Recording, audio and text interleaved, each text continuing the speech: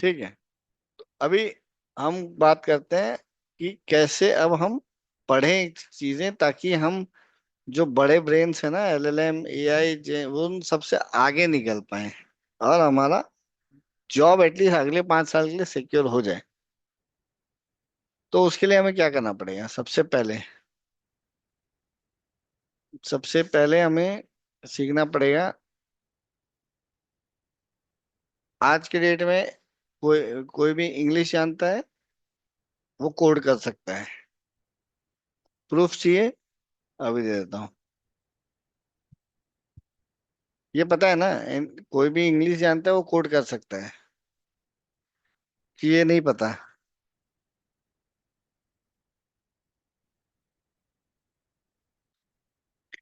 पता कर लेते हैं अभी। ऐसा बहुत सारे सॉफ्टवेयर आ गए हैं, टूल आ गए हैं। जेमिनाई एक है, क्लॉड है, चैट जीपीटी है, फ्री है, सब फ्री है। रीजनिंग है, थिंकिंग मॉडल है, बहुत कुछ है कॉम्प्लेक्स। इंग्लिश में लिखूंगा, क्या लिखना है? अभी देखो, प्रॉपर इंग्लिश, सिर्फ इंग्लिश लैंग्वेज में। हिंदी में भी लिख सकता हूँ, वो समझ जाएगा। फिर मैं इंग्लिश में लिखा, जैसे मान लो, create best UI based application for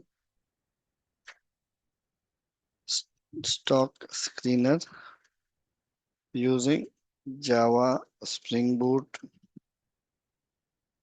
and React JS. Use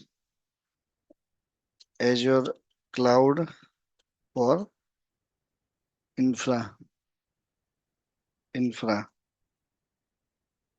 Use app service storage account, Docker and Kubernetes. Break the application into microservices architecture. Make sure to write unit test, integration test, create infra using biceps template, create separate CI CD pipelines using Azure YAML pipelines. Make sure to implement authentication authorization using Spring JWT. Also use Spring Data JPA. Add error handling and logging capability. Make sure to follow all design patterns and solid principles and clean code principles, and it should be an enterprise price grade application. Make sure to first create the system design, class diagram, sequence diagram, flow diagram, all other architecture documents.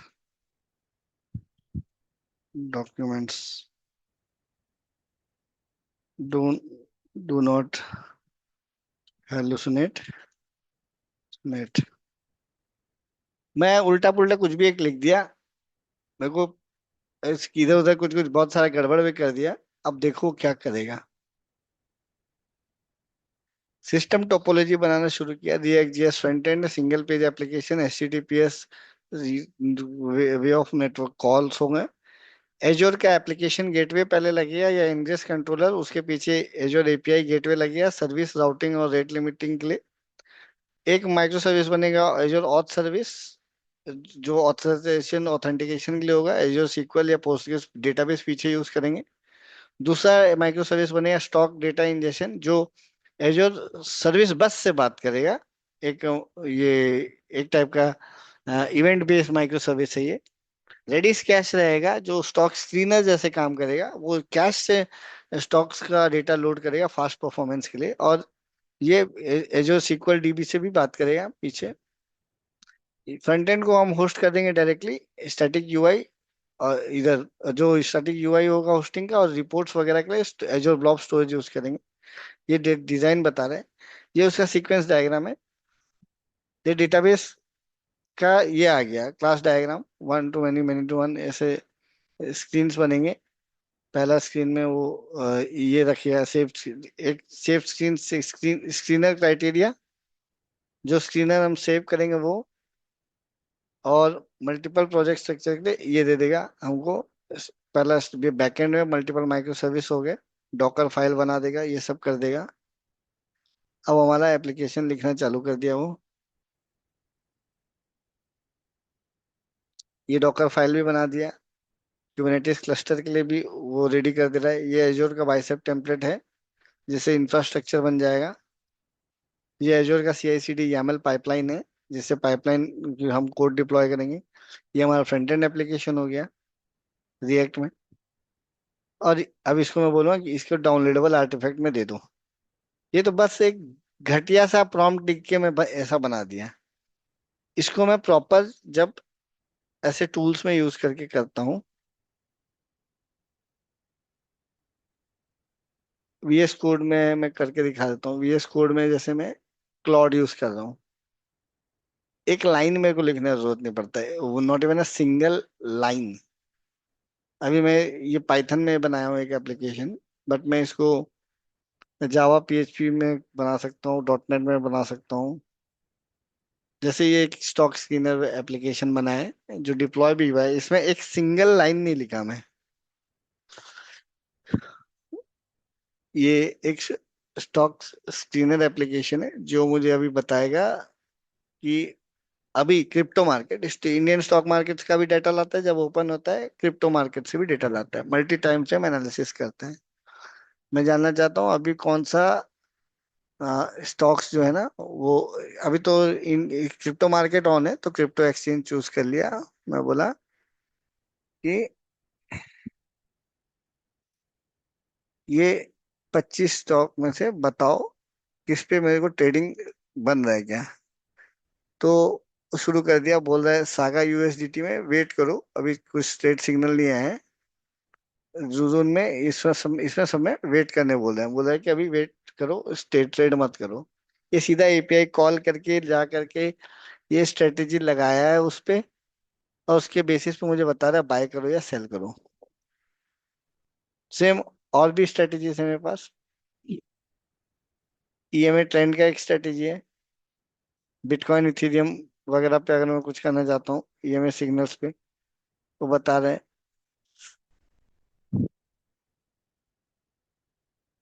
No signals बता रहा है अभी। अभी बोल रहा है कि bearish है, कोई ट्रेड मत लो, अभी रिस्की है। पंप एंड डंप, कौन सा स्टॉक्स अभी ऊपर भागने वाले हैं या किसको नीचे गिराने वाले हैं, वो भी बता सकता है अभी। चलो एक बार देख लेते हैं, ये 25 को लेके करते हैं। क्या कोई 5 मिनट टाइम फ्रेम पे ऐसा है जिसको लोग अभी स्टॉक गिराने वाले हैं? क्रिप्टो में, लाइव क्रिप्टो का मार्केट से जाके जाके डेटा फेच करके ला रहे हैं। अगर इंडियन मार्केट खुला हुआ तो ग्रो का API से लेके आएगा, ग्रो इंडियन स्टॉक है ना, वहां से जाके लेके आएगा।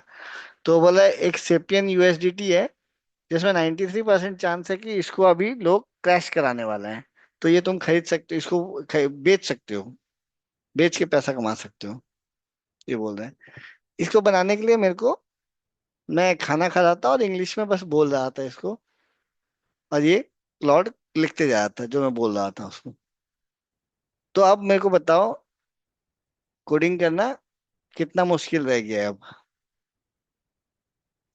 कोडिंग करना अब कितना मुश्किल रह गया है। तो कोई ऐसा अब बैरियर तो रहा नहीं। क्या तुम्हें एक डिग्री की जरूरत है अब कोडिंग के लिए? कॉलेज जाने की जरूरत है क्या कोडिंग के लिए?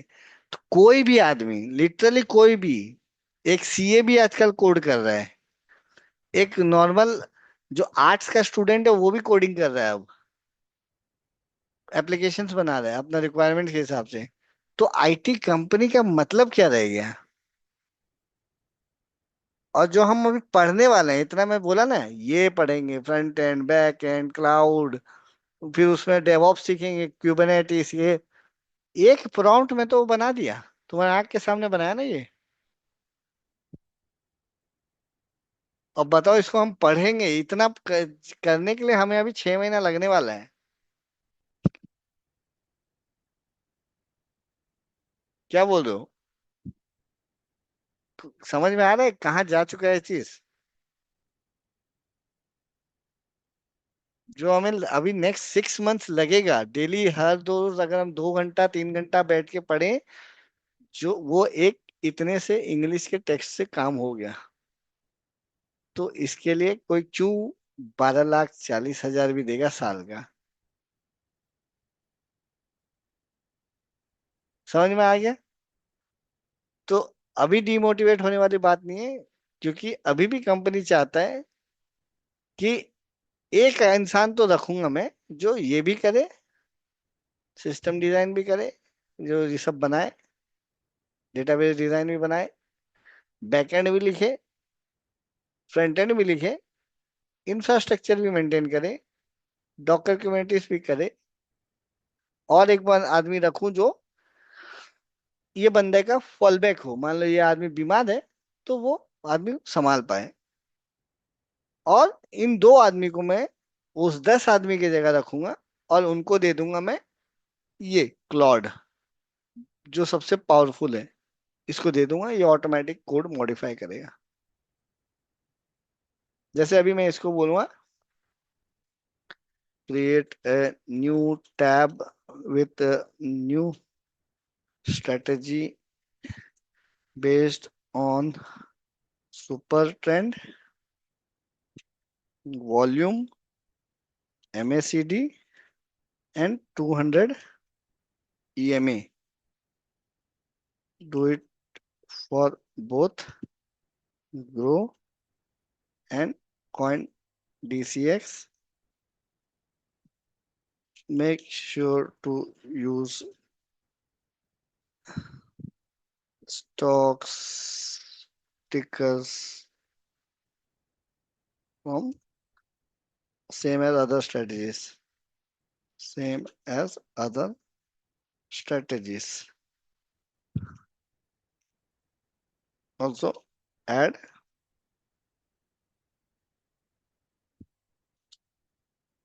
multiple time frame analysis that can be chosen. बस एंटर मारो, वो मॉडिफाई करता जाएगा। मेरे को कुछ नहीं करना है, वो अपने आप कोड मॉडिफाई करेगा यहाँ पे। मेरे को खाली सर्वर में लोकल में इसको चला देना है। कोड मॉडिफाई कर रहा है, मैं खाना खा रहा हूँ, और अपना जब कोड मॉडिफाई कर देगा तो उसके बाद मुझे बोलेगा कि ठीक है आप ये कर लो। फाइल एग्जिस्ट नहीं कर रहा है, बोला अच्छा मैं यहाँ पे हूँ, CD।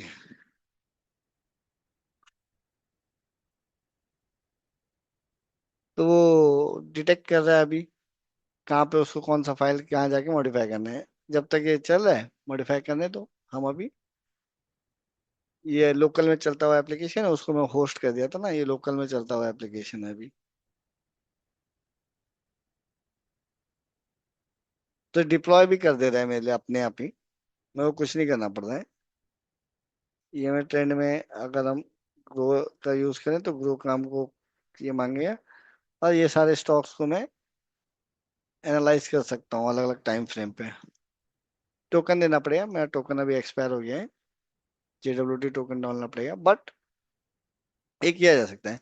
अभी वो कर रहा है डिस्क, चेक कर रहा है स्ट्रेटेजी। एक सेकंड उसको बता देता हूँ कौन सा फाइल है, नहीं तो फाइल ढूंढते रह जाएगा।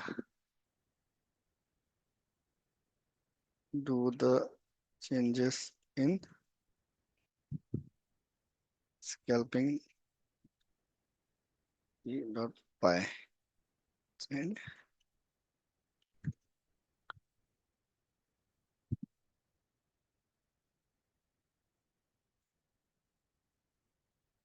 ये तो मेरा टोकन्स बर्बाद कर दिया बार बार। हर चीज हर फोल्डर चेक कर रहा है। बट ये है कि ये क्लॉड यूज कर रहा हूँ। क्लॉड में भी फ्री यूज कर रहा हूँ मैं। क्लॉड को का भी पैसा नहीं दे रहा हूँ। फ्री में मेरे पास मॉडल्स अवेलेबल हैं। मैं वो मॉडल यूज करके इसका इस्तेमाल कर रहा हूँ। ओपन कोड में जाके यहाँ में फ्री में यूज करो बेस्ट मॉडल। ये देखो जन में गया। तो वो जो $20 है ना, वो $20 भी नहीं देना पड़ रहा है मेरे को। ये देखो इतने सारे मॉडल फ्री हैं। ये देखो फ्री लिखा है ना। ये एक बेस्ट मॉडल है। क्लॉड इसको कॉम्पीट कर क्लॉड को कॉम्पीट करता है। फ्री है ये, बताओ।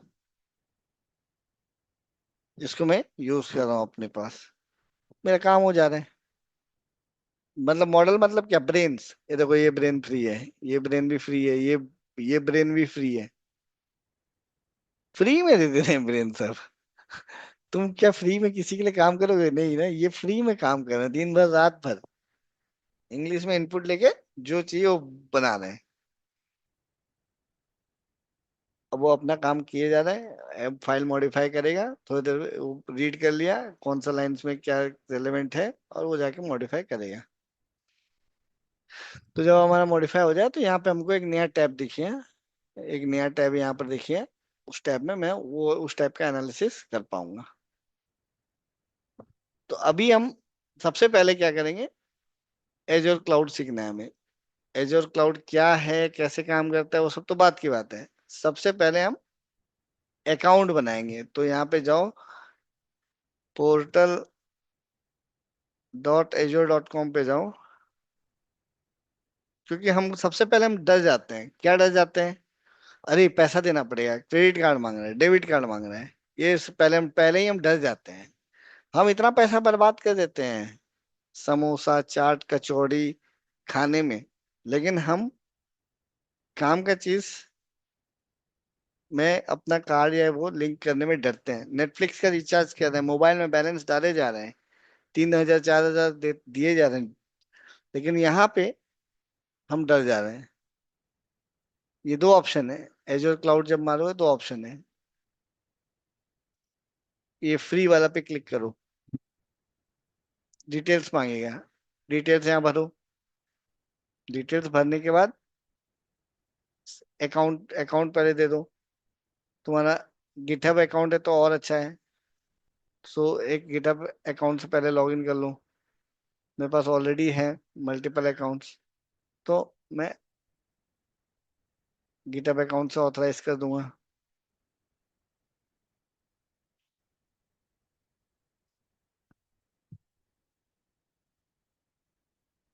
वो बोल रहे कौन सा अकाउंट है। मैं शेयरिंग पॉज कर रहा हूँ एक बार। पर्सनल डिटेल चल जाएगा ना।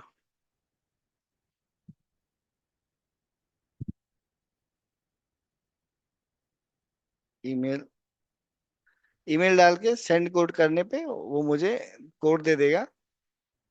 उस कोड को मुझे डालना है वहां पे लॉगिन करने के लिए। Let me show that. मैं क्यों अभी डायरेक्टली अकाउंट क्रिएट कर रहा हूँ, क्यों वो नहीं बता रहा हूँ क्या है एज्योर है ये वो है। वो सब तो पढ़ते रहेंगे, कहीं भागा जा रहा है क्या? डायरेक्ट हैंड्स ऑन कैसे कर सकते हो वो पहले बता रहा हूँ। तो एज्योर का सिक्योरिटी टोकन डालने के बाद तुम्हारा अगर अकाउंट नहीं होगा तो वो ऑटोमेटिकली क्रिएट कर देगा। अपने गिटहब अकाउंट से लॉगिन करोगे जाओ।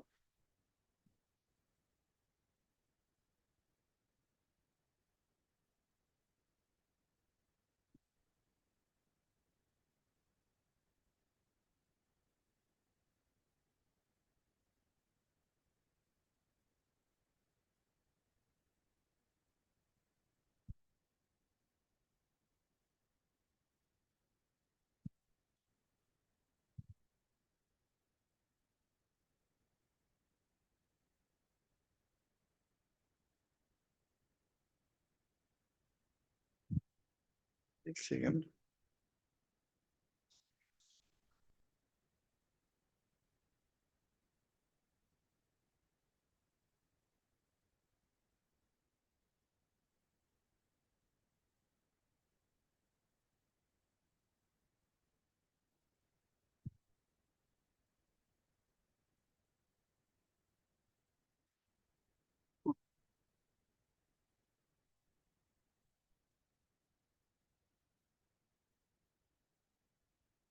ओके।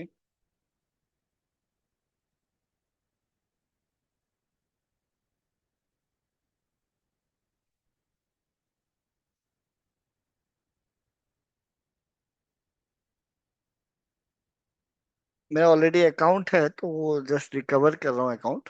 बट अगर तुम्हारा फर्स्ट टाइम अकाउंट होगा तो नॉर्मल क्रिएट कर सकते हो, जो प्रोसेस होता है नॉर्मल क्रिएशन का। एक डिटेल डालोगे, एक स्टेप होगा बस उसमें, कार्ड नंबर, क्रेडिट कार्ड या डेबिट कार्ड ऐड करने बोलेगा, वो ऐड कर सकते हो। ऐड करने के बाद क्या होगा, वो तुमको $200 मिलेगा। ऐसा नहीं है कि वो तुमको डे वन से पैसा चार्ज करेगा। $200 फ्री में मिलेगा। उस $200 को यूज करके you can do lot of things. बहुत सारा हैंड्स ऑन कर सकते हो, कोई प्रॉब्लम नहीं है, वो पैसा नहीं काटेगा। It is more than sufficient. एक फॉर्म आएगा, वो फॉर्म फिलअप करके आगे बढ़ जाना है।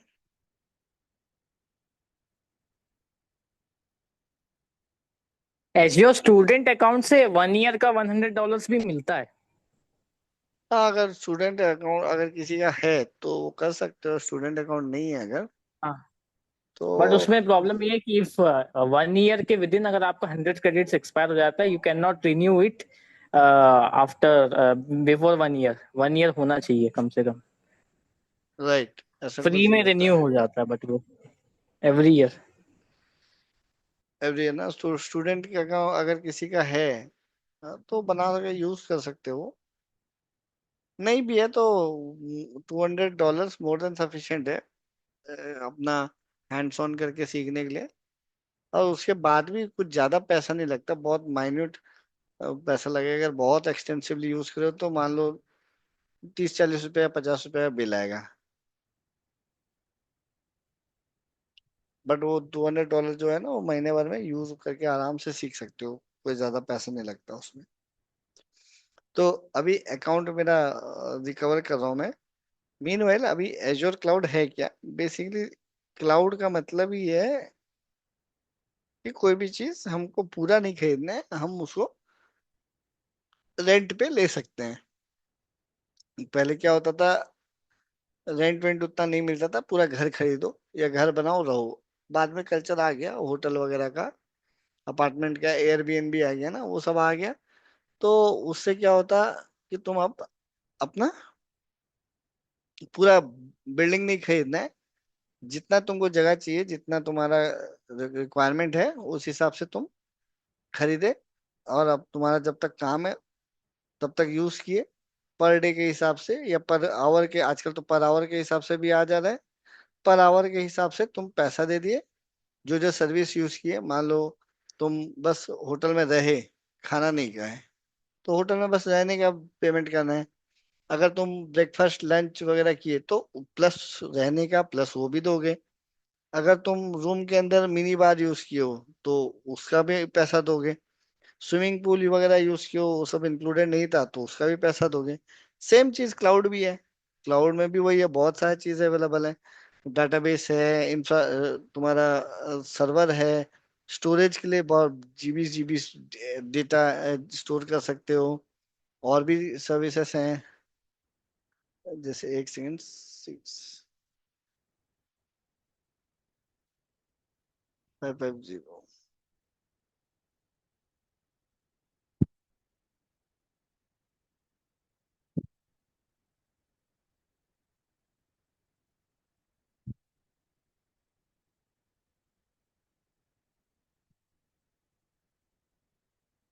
हाँ, तो वो ऐसा है कि जो पार्ट यूज करना है, जितने दिन के लिए या घंटों के लिए यूज करना है, उस पार्ट के लिए आपका पेमेंट लगेगा। पे एज यू गो मॉडल इसी को बोलते हैं। तो ये हर क्लाउड प्रोवाइडर वैसे ही करता है। अगर आज मान लो तुम उसमें भी अगर कंसेप्ट से रिलेट करो, आज तुम लेमन ट्री होटल में रहने के हो तो वो भी वैसे ही चार्ज करेगा। वो रूम का अलग, खाने का अलग, रहने का अलग, ये सब। और तुम अगर मान लो आईटीसी में रह रहे हो वो भी करेगा। कहीं ओयो वगैरह से लियो तो वो भी वैसे ही चार्ज करता है कि नहीं? ऐसे ही है ना बिजनेस मॉडल, ये अलग है? हेलो, सुनाई दे रही है क्या आवाज? हेलो। हाँ हाँ, सुनाई दे रहा है। हाँ, तो बेसिकली इंटरेक्टिव रखो सेशन, नहीं तो मैं किसको पढ़ा रहा हूँ, है ना?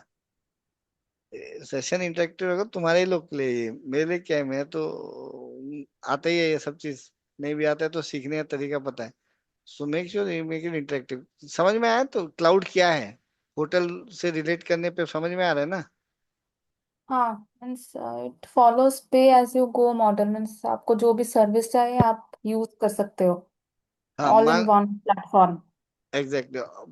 For the time you want, for the जो पर्टिकुलर चीज के लिए चाहिए, जितने वक्त के लिए चाहिए, हर चीज का अलग है। मान लो स्विमिंग पूल का पर घंटे का उन्होंने अलग प्राइस रखा है, तो उसी तरह एडब्ल्यूएस का अगर तुम रखते हो तुम्हारा स्टोरेज, एक मान लो डेटाबेस तुम लेते हो, डेटाबेस तुम अगर पोस्टग्रेस डेटाबेस लोगे तो उसका अलग चार्ज है, और तुम एसक्यूएल लोगे तो अलग है, और तुम नो एसक्यूएल मोंगोडीबी वगैरह ले रहे हो तो उसका अलग चार्ज है। उसी तरह सर्वर में एक हाई कंप्यूट सर्वर लोगे बिटकॉइन माइनिंग के लिए तो उसका अलग चार्ज है। लो सर्वर लोगे जस्ट एक छोटा मोटा फ्रंट एंड या बैक एंड एप्लीकेशन डिप्लॉय करने के लिए तो उसका अलग चार्ज है ना?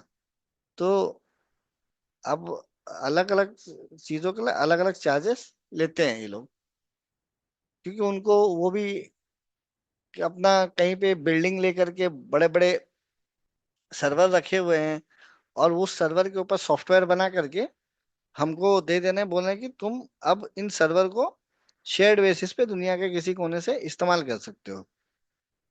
ऐसे ही चलता है मॉडल। एक सेकंड।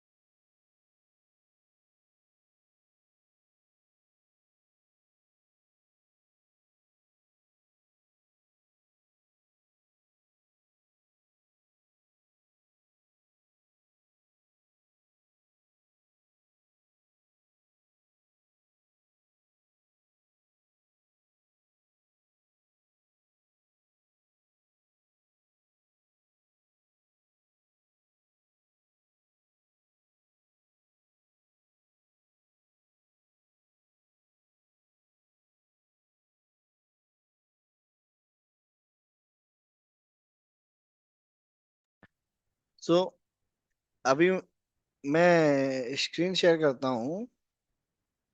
देखो, जो सौरभ तुमको डाउट था ना कि पैसा ले लेगा ये कर लेगा, देखो वो 2 रुपए काटेगा बोल रहे, ठीक है? दिख रहा है ना? तुम अपना debit card link, credit card या डेबिट कार्ड लिंक करो तो 2 रुपए काटेगा वो, और वो 2 रुपए भी रिफंड आ जाएगा। दिख रहा है सौरभ? हाँ सर, लिख रहे हैं।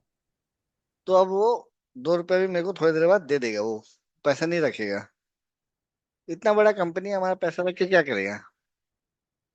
कुछ मेरे एक बैंक से कुछ इश्यू हो गया, ऑथराइज नहीं कर पाया, फिर से मैं रिट्राई करूंगा तो ऐसे ही होगा, 2 रुपए काटेगा, उसके बाद हो गया। उसके बाद वो मुझे एक्सेस दे देगा पूरे क्लाउड का। अभी क्लाउड में हमको समझना क्या है, बहुत सारा सर्विसेज होता है। देखो, ये फ्री जब करो ना, फ्री सर्विसेज आते हैं, बहुत सारा फ्री रहता है। देखो, एजोर डेवऑप्स फ्री है। एजोर स्पीच, जो तुम बोल सकते हो, बोल के तुम एआई को समझा सकते हो चीज, वो बोलोगे वो वॉइस को इंग्लिश में कन्वर्ट कर लेगा। वो वाला भी फ्री है, 0.15 million neural characters per month. इतना तो हम बड़े बड़े एप्लीकेशन बनाए तब भी यूज नहीं होगा। एजोर डॉकर कंटेनर हम बनाएंगे नहीं, उसको हम स्टोर करेंगे डॉकर कंटेनर को, उसका स्टोरेज भी फ्री है। देखो, एजोर वर्चुअल मशीन 750 घंटा पर मंथ फ्री है। फिर ये एजोर का डेटा कैटलॉग ये यूज नहीं करोगे, बट ये एजोर data factory, data scientist use करते हैं डेटा को अलग अलग जगह से लाना और फिर प्रोसेस करना, ईटीएल करना, एक्सट्रैक्ट ट्रांसफॉर्म लोड और डीबी में डालना।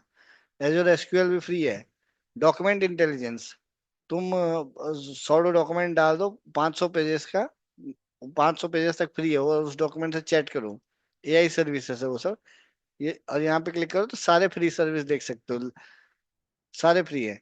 और जो फ्री नहीं है उसके लिए वो तुमको 2 महीने के $200 पैसा देगा। $200, और $200 को तुम इस्तेमाल करो। अब क्या है कि ये जो क्लाउड है ना, क्लाउड, इसको क्या है ना, ये अगर बोल रहा है कि सबको मेरे यहाँ पर आकर के अपना एप्लीकेशन होस्ट करो, तो मान लो ICICI बैंक, HDFC बैंक, जैसे तुम्हारे बड़े बैंक हैं जिसमें अकाउंट है, मान लो कैनरा बैंक, ये सब में पैसा रखे हो, सडनली मान लो वो नहीं चल रहा है, तो डर नहीं जाओगे? बैंक बंद करके भाग तो नहीं गया मेरा पैसा लेके? उसी तरह IRCTC टाइम पे खुल नहीं रहा है, टिकट बुक करने के लिए, तो गुस्सा नहीं आएगा? लेकिन IRCTC तो इस पे डिप्लॉयड है, एजोर क्लाउड पे।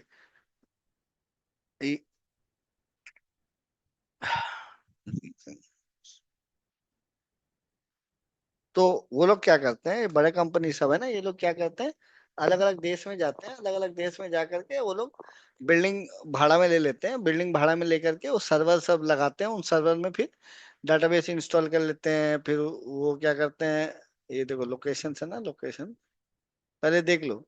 ये मॉडल है हमारा। पहला एजोर फ्री अकाउंट जब तुम बनाओगे ना क्रेडिट कार्ड देके, तो तुमको 12 महीने के लिए 20 तो सर्विस तो ऐसे ही फ्री है, 12 महीने पूरा, कुछ पैसा नहीं लगना है।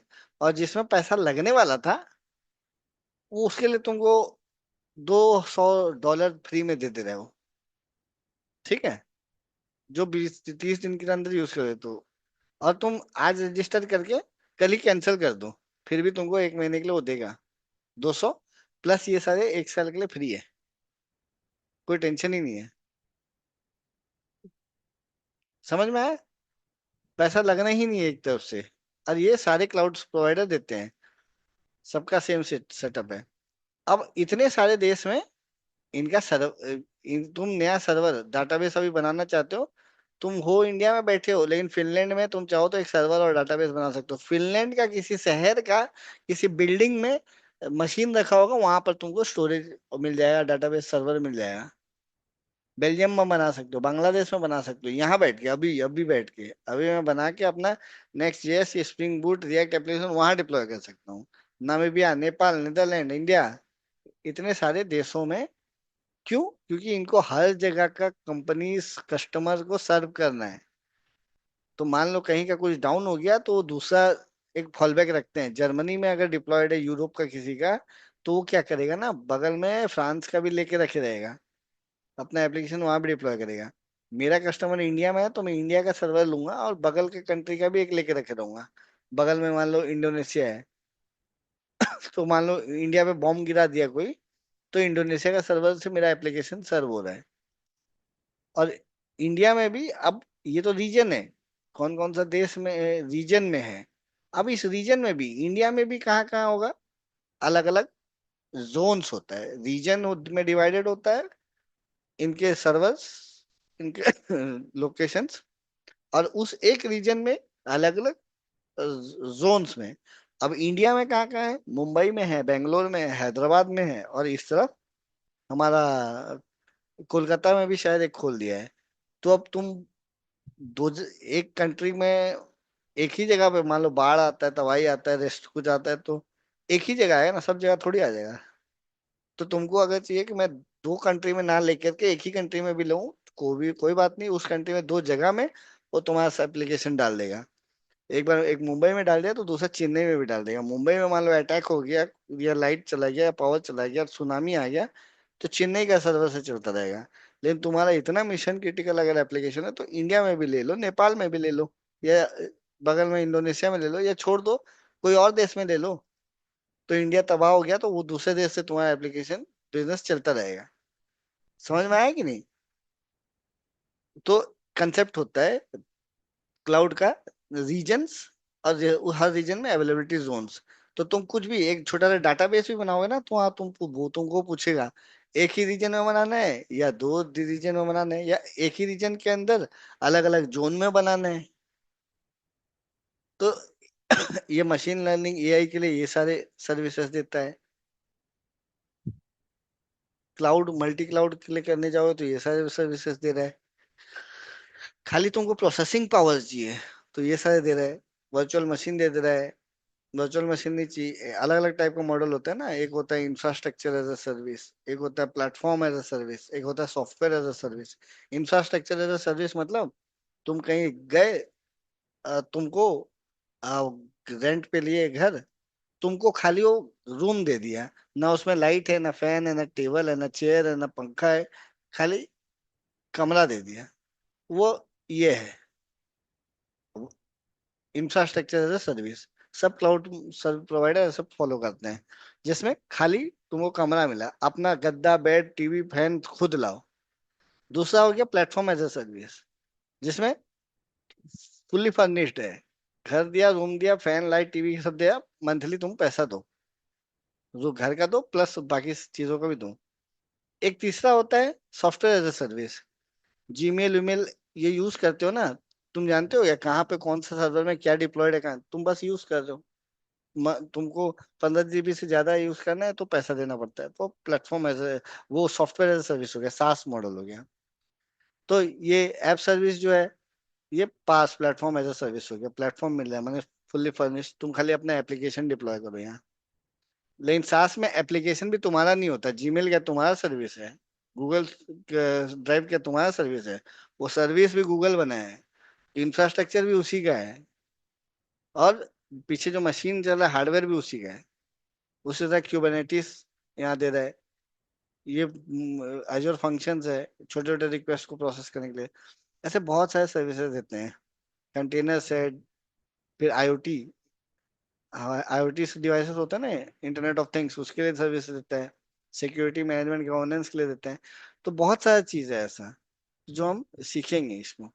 और ये सारी चीजों को हम यूआई से भी क्रिएट डिस्ट्रॉय कर सकते हैं, एप्लीकेशन से भी, स्क्रिप्ट से भी। तो कल से हम ये सारी चीज अब देखेंगे और सीखेंगे। तब तक मैं कुछ डॉक्यूमेंट भेजूंगा, उसको देख लेना। ठीक है ना? चलो कल कनेक्ट करते हैं फिर।